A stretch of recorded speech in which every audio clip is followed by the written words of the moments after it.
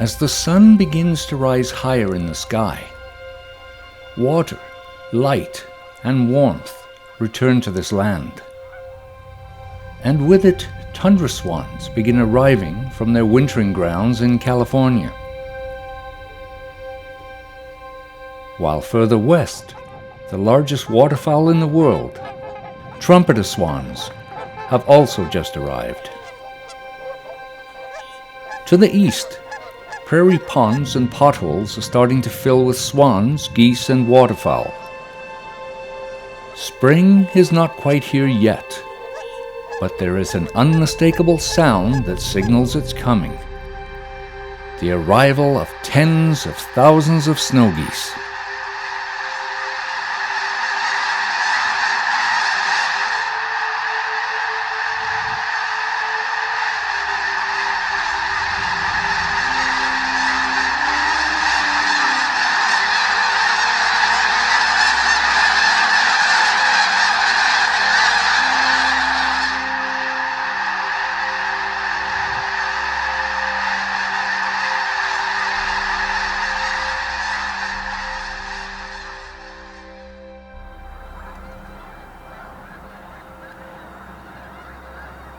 Like the tundra swans, they won't stay long.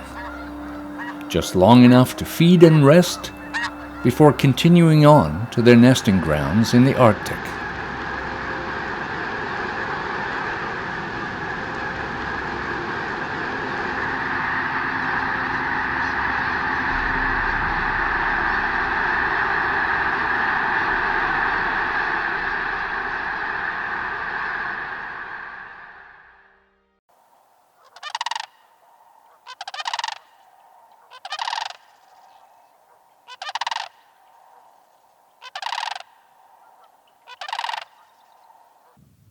At a still frozen wetland in the foothills, a pair of sandhill cranes has also recently arrived.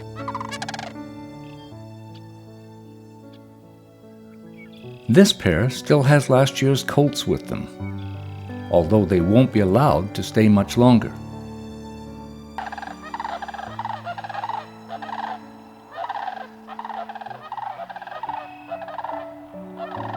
The adult pair have come here to raise another family.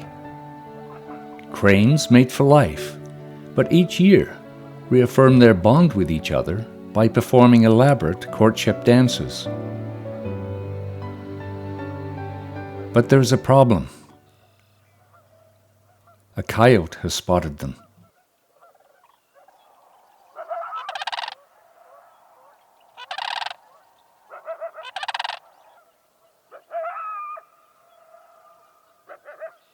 His presence here will not be tolerated.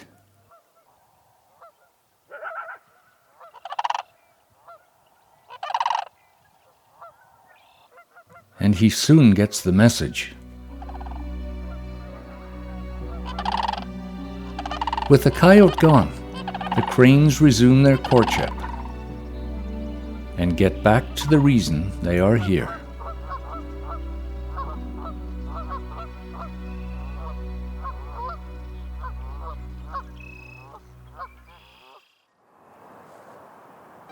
As the ice continues to melt, small flocks of American white pelicans begin arriving on the lakes and rivers. Despite sporting breeding plumage and bright orange bill plates, these adults are not here to nest. Instead, they too will spend a few days feeding and resting before flying on to their nesting grounds a little further north.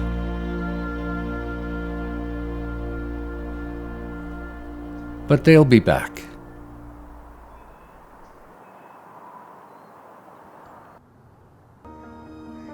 Not all Canada geese migrate south for the winter, so it's difficult to know if this pair has recently arrived or if they've been here all year. Regardless, it's now time for them to begin pairing up again. After staking out their territory, they will forcefully defend it against any newcomers.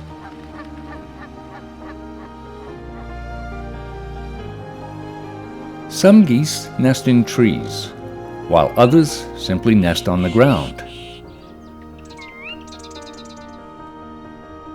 While this goose is nesting, the gander will remain close by to protect her and their clutch of eggs.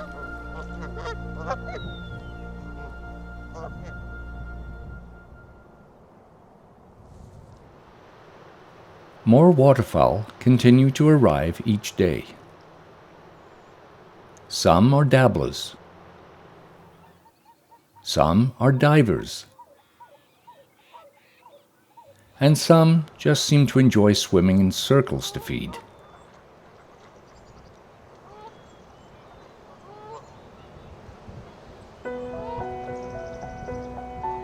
Females are often less colorful than the males, which may help camouflage them while nesting. Since not all ducks are monogamous, females must find a new mate each year. And since the females make this selection, it's important that males always look their best.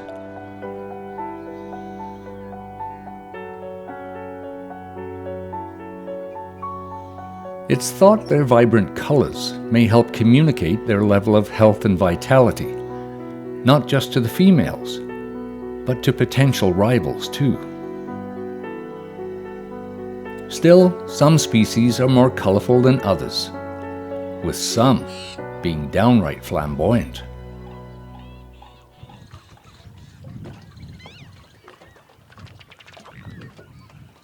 To attract a new mate, this male ruddy duck slaps his chest with his beak. This creates bubbles by expelling air from his feathers, an act that some females find irresistible. Once he is paired up with a female, he will defend her against the amorous advances of other males trying to muscle in, before taking her to a more secluded spot for protection.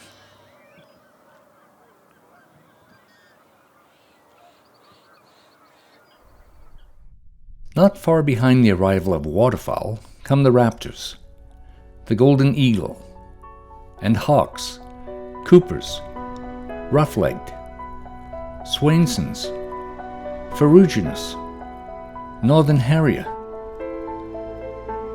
and red-tailed,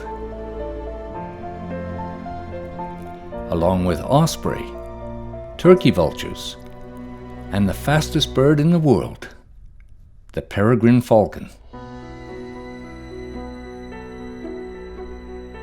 Birds that lay their eggs early give their chicks a better chance of surviving their first year. But because it's still early in the season, some will have to endure Southern Alberta's inclement spring weather.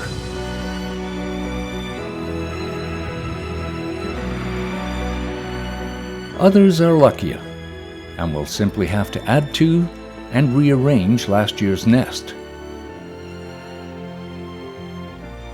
Although to be ready on time, some will have to work well into the night.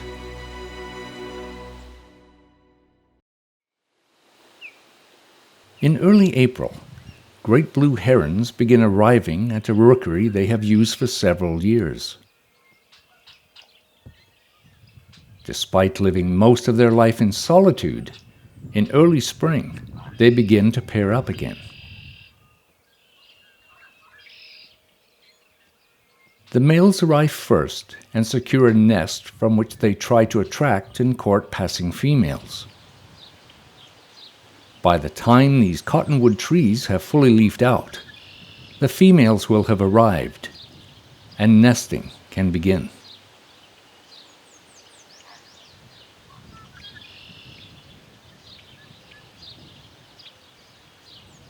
Mountain bluebirds arrive in mid-March. Although they are cavity nesters, they will use nesting boxes when suitable tree cavities are not available. The female builds the nest from dried grasses, then begins laying eggs, one each day.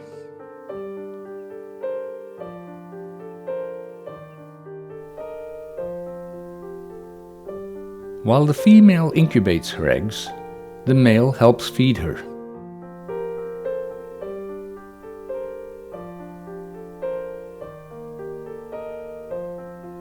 But as the eggs begin to hatch, both parents take an active part in feeding their young.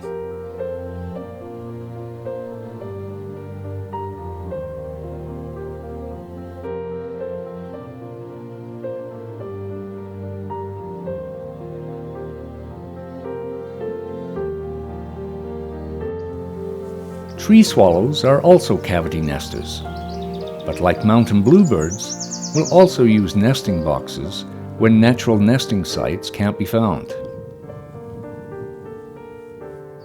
Clutch size is usually between 4 and 7 eggs, which will take a couple of weeks before they hatch. Born blind and featherless, the babies are totally dependent upon their parents. In addition to tree swallows, barn and cliff swallows also come here to nest. The nests of these swallows are similar, although their placement may not be. Barn swallows often build their nests in the eaves of buildings, while cliff swallows seem to prefer more open spaces.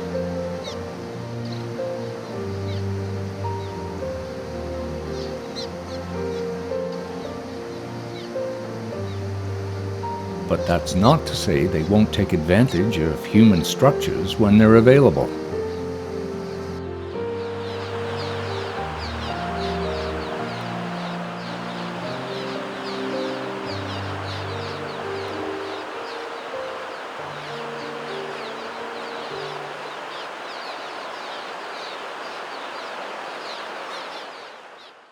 Nest building for these swallows is an arduous task. It begins with collecting mud from nearby streams and creeks, before carefully placing it exactly where and when it's needed.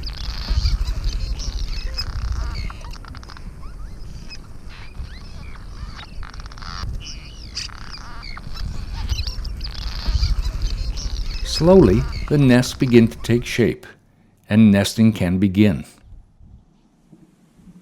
But cliff swallows are not the only ones to nest here.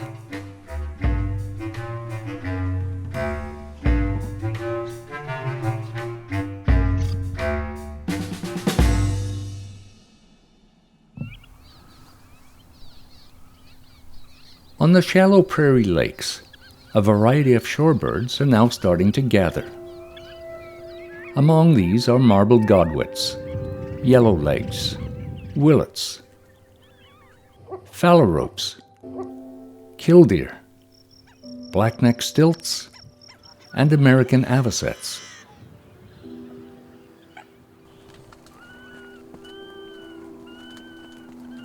Like many other spring migrants, they are here to mate and raise a family.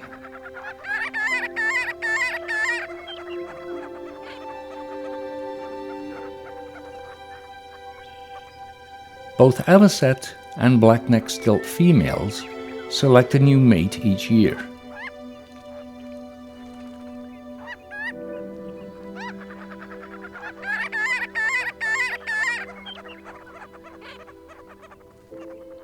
This selection is important because they not only build their nest together, but also jointly share the nesting duties.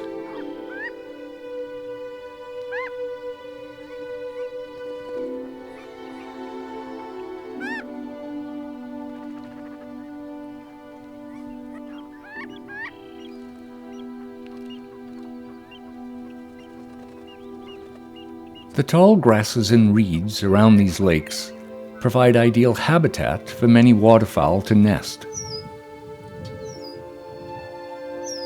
Here, breast feathers are used to line a mallard's nest and help keep her eggs warm while she's away feeding.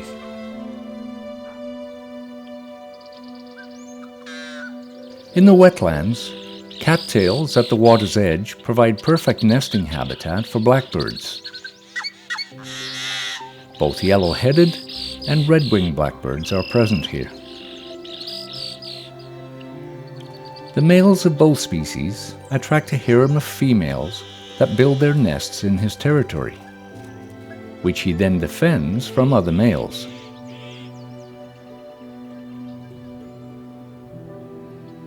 Further to the west, redneck grebes are now beginning to nest too.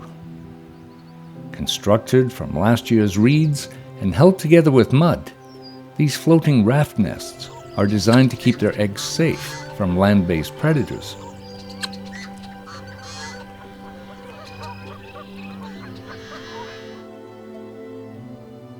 At the far end of the lake, in a remote bay, a pair of trumpeter swans has come to nest, along with a pair of common loons.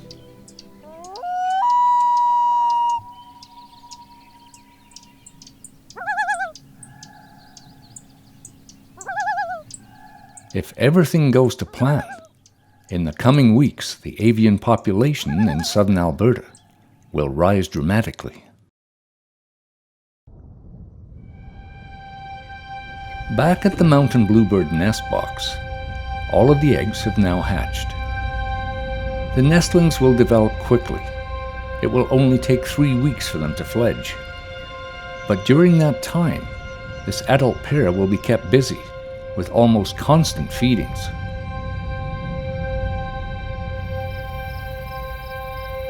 The tree swallows too are kept busy feeding their young and removing waste from the nest.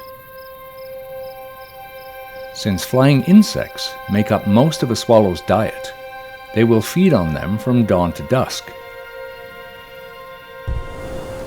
But southwestern Alberta is known for its Chinook winds. And while this may be good for wind-generated electricity, it can ground both flying insects and tree swallows. At a time when the growing nestlings need it the most, there is no food to be found, and the results can be disastrous.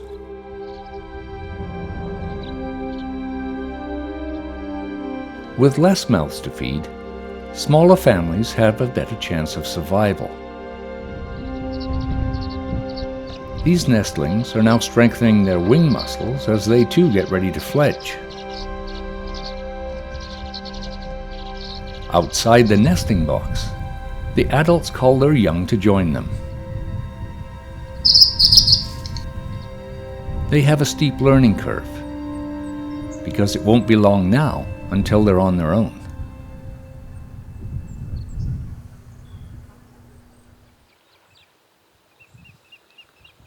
As the weather continues to improve, the determination of the early nesting hawks seems to be paying off.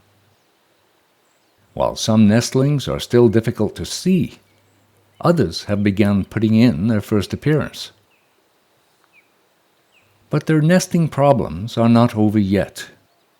The nestlings will still have to endure the blustery Chinook winds, while the adults will have to contend with smaller birds nesting in the same trees, taking exception to their presence.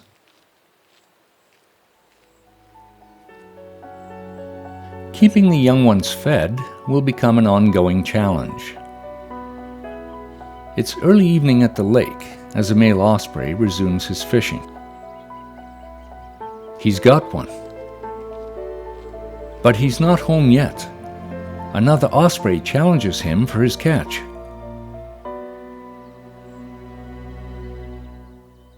But the challenge is unsuccessful. With 3 young mouths to feed, this will become a full-time job, and so the male heads off again to see what else he can catch.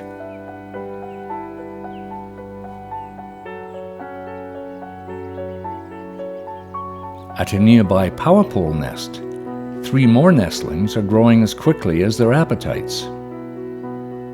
Like the male at the lake nest, this father is also kept busy bringing food for his young. A continuous task that will not end until the nestlings fledge in the fall.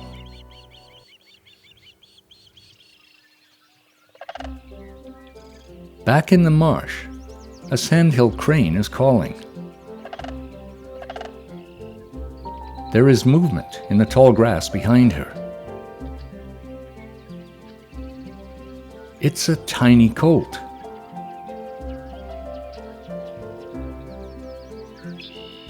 Just a few days old, this colt is extremely vulnerable.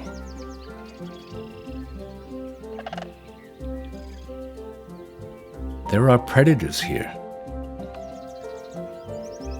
so it's vital she keeps it well hidden.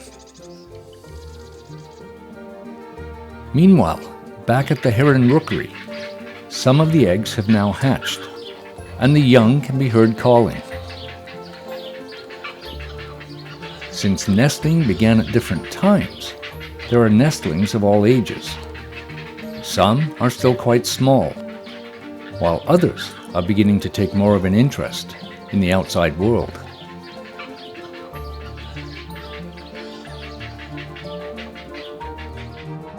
This year's migrant population is off to a great start. A good thing, because spring is quickly coming to an end.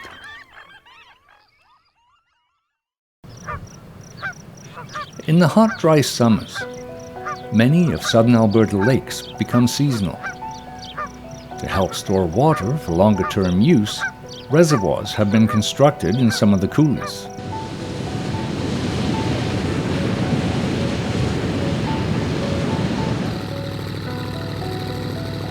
Irrigation sustains a way of life here, not just for people, but for wildlife too.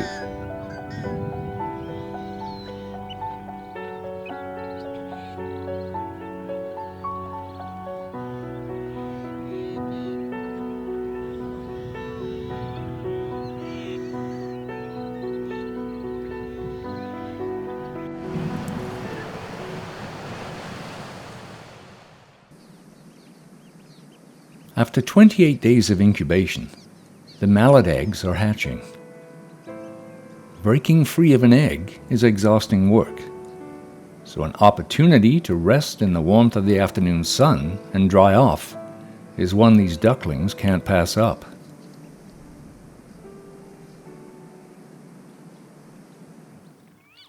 Like the goslings of the Canada geese a little further up the lake, once all her eggs are hatched, the mallard will take her ducklings to the lake, where they find safety in the reeds at the water's edge.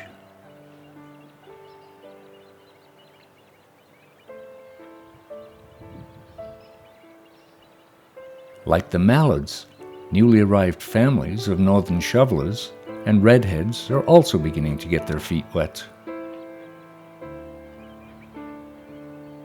Back in the wetlands, the red-winged blackbird eggs have hatched, and since it's a warm day, it allows this new mother a temporary reprieve from nesting.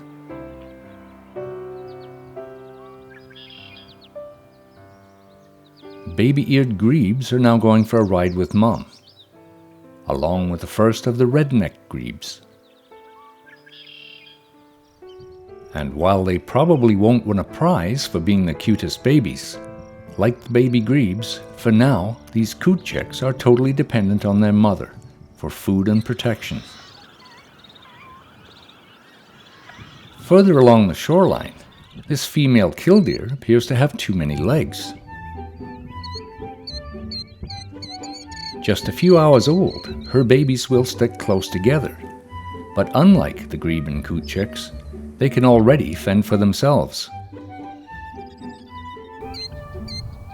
While at a nearby pond, an avocet chick has also recently hatched, and like the killdeer chicks, it too begins foraging almost immediately.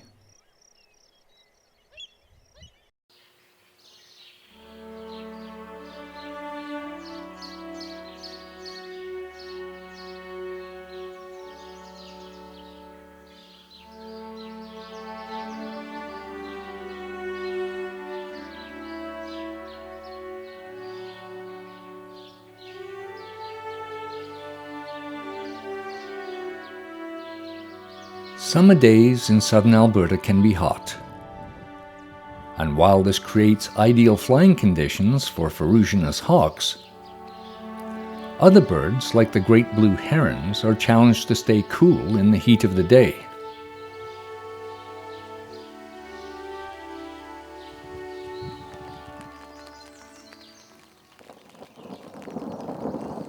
With temperatures in the mid-30s, daytime heating sometimes creates further challenges in the way of high winds. and thunderstorms. One more thing the avian population will have to endure.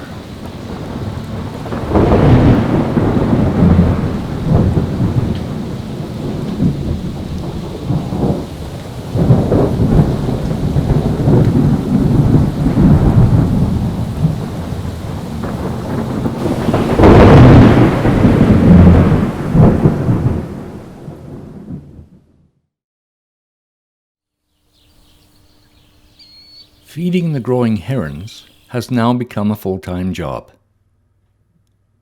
The adolescents are unable to feed themselves and are therefore totally dependent upon their parents for food.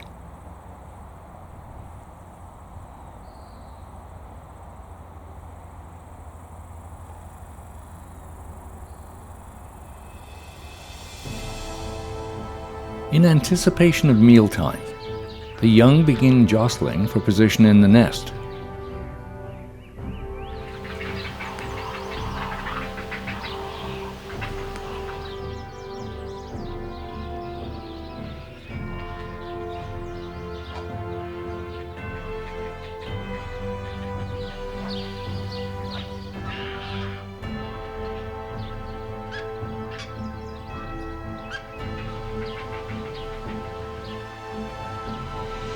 But with 4 hungry mouths to feed, there is often not enough food to go round.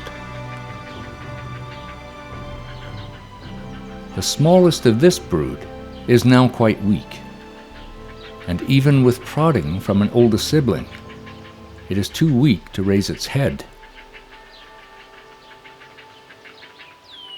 And by morning, there is one less mouth to feed.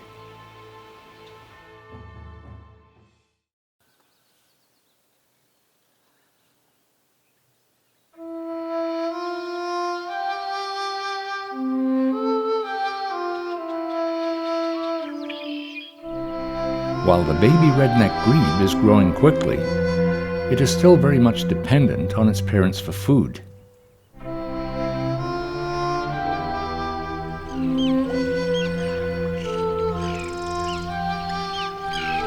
As are the eared grebes and coot chicks.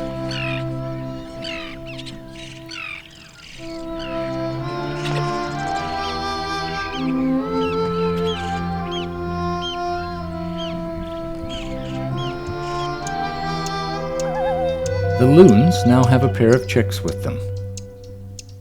And not to be outdone, the trumpeter swans proudly show off their 7 young cygnets. Further up the lake, a small flock of pelicans is greeted by a pair of cormorants, and yet another pair of redneck grebes, where they all seem to be enjoying a tranquil morning at the lake.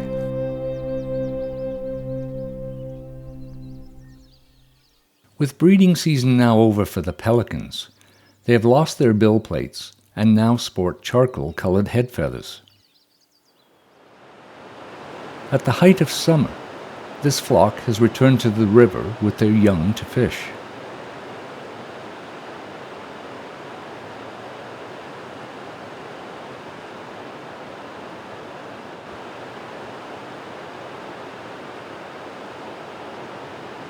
It's an ideal place. Food is plentiful, and there is protection from predators. With the canola fields in full bloom, and the first of the grain crops harvested, some of the young herons look like they're ready to fledge.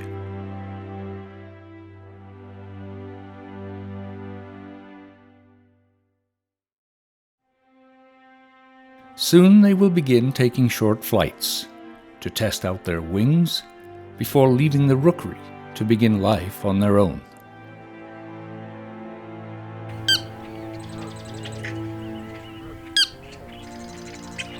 More often heard than seen, this sora is foraging along the shoreline for seeds and insects.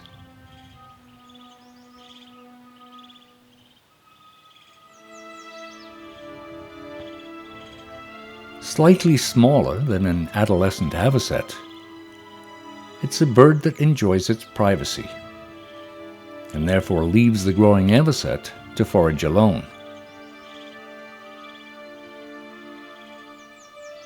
The mallard ducklings are continuing to grow larger by the day, along with the redheads and wood ducks.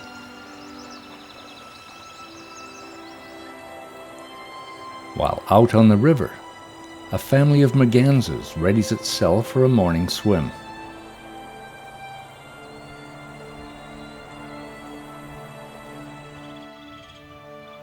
Also out for a morning swim, these Canada geese goslings are beginning to grow their adult plumage.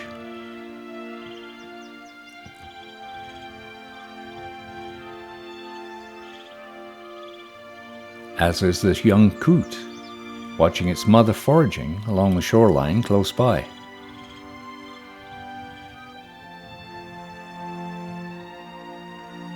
The young osprey are now sporting the feathers of a fledgling and begin testing out their wings.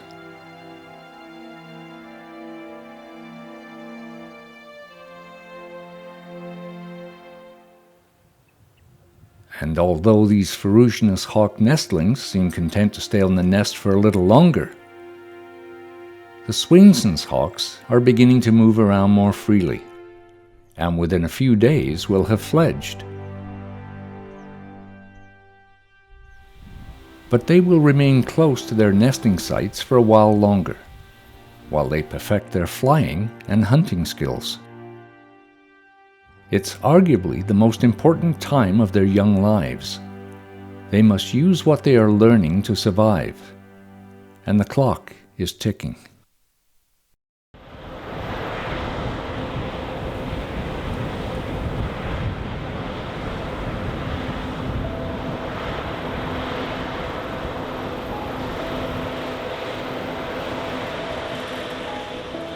Shortly after the fall harvest is in full swing, there are unmistakable signs that the fall migration is now beginning.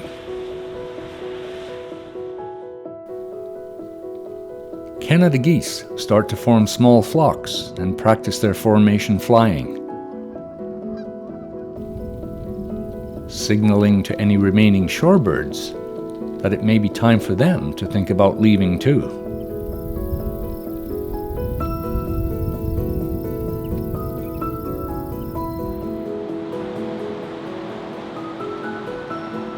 Back at the River Weir, this year's pelicans are now fully grown.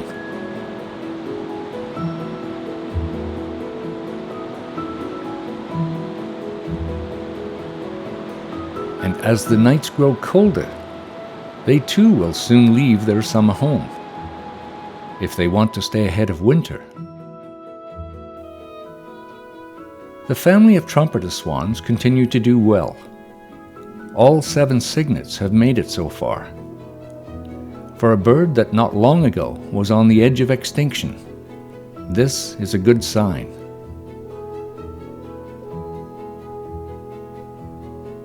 In the marsh, except for its eyes, the young sandhill colt is becoming indistinguishable from its parents.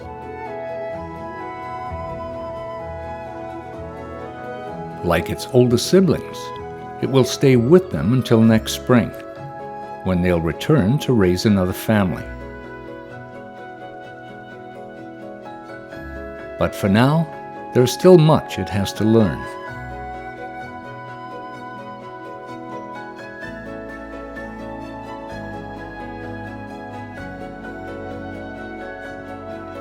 Further east, tundra swans are arriving back from their Arctic nesting grounds.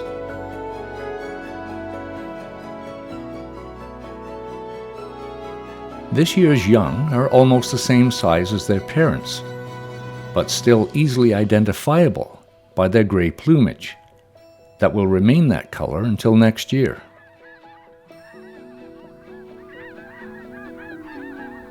With fall now coming to an end, the skies are once more filled with returning snow geese.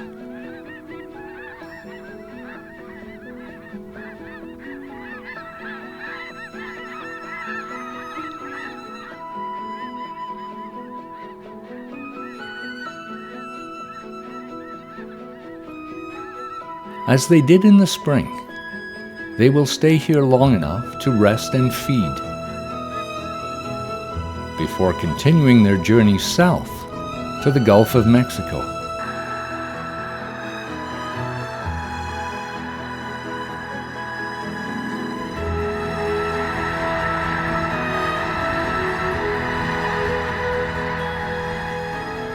The tundra swans will be amongst the last to leave,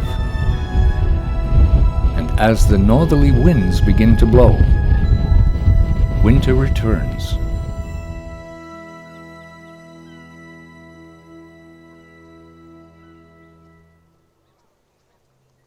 Until next year, when this part of the world once more tilts towards the sun, and the avian summer begins all over again.